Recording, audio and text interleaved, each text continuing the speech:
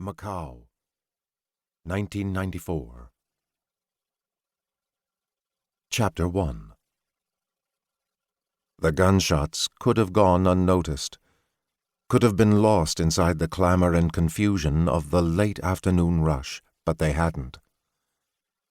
A listless breeze blew across the Pearl River Delta, rolling in from the South China Sea, sluggish and humid as spring gave way to the oppressive heat of summer. Tourists strolled along the busy Rua de Praia Grande, clutching bags marked with the names of high-end shops, while workers pressed their way home through the bustling crowds. The air smelled of the waterfront, of the smoke from distant rubbish fires, spices from open food carts, and the ubiquitous musky odor of sweat. Tai Man Duck stopped walking when he neared the entrance of the Lisboa Hotel. He watched another group of gamblers arrive for the evening, most of them fresh off the hydrofoil ferry from Hong Kong. For a moment, he imagined himself as one of them, well-dressed and elegant, smelling of fine soap and aftershave, no concerns for anything, least of all money.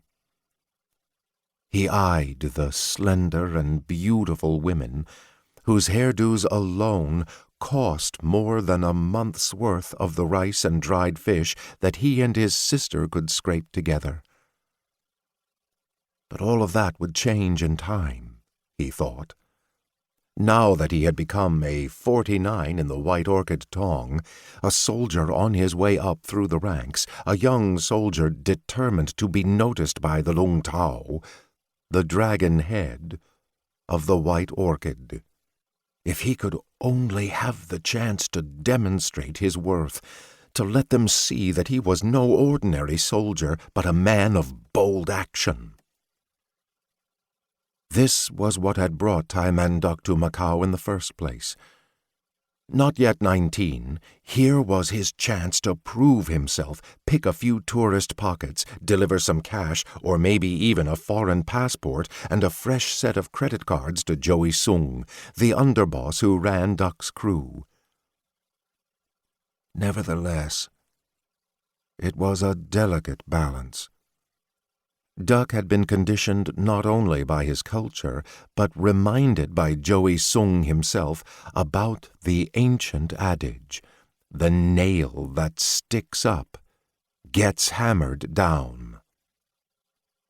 Even so, those reminders only served to roil the flame in Duck's youthful belly.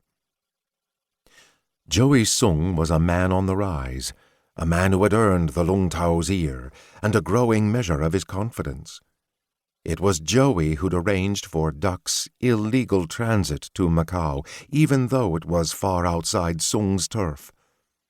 Duck's success tonight would bring him great respect and be a slap in the face of the green snakes who acted as though they ran the whole of Macau. But within the next 4 or 5 years, Britain and Portugal had both agreed to transfer sovereignty of the entire territory back to China, and everything would be ripe for the taking. Even the green snakes had to know that. If Joey Sung and his crew succeeded, it was said that he would be moved up inside the Tong, be given a territory outside of China, Chicago, Honolulu, maybe, or even San Francisco. Duck wanted nothing more than to ingratiate himself to such a rising star. A rude shove from behind him shook Duck from his daydream and put his mind back on business. He wanted to fill his pockets as quickly as possible, catch the 8 o'clock ferry back to Kowloon, and safely return to his apartment before his sister returned home from her work. She was only 13 and, ever since the accident that had killed their parents, was prone to horrible bouts of panic if Duck wasn't there when she finished her job, cleaning and stacking fruit for the produce vendor at the open market on Shek Lung Street. The sun was beginning to slip behind.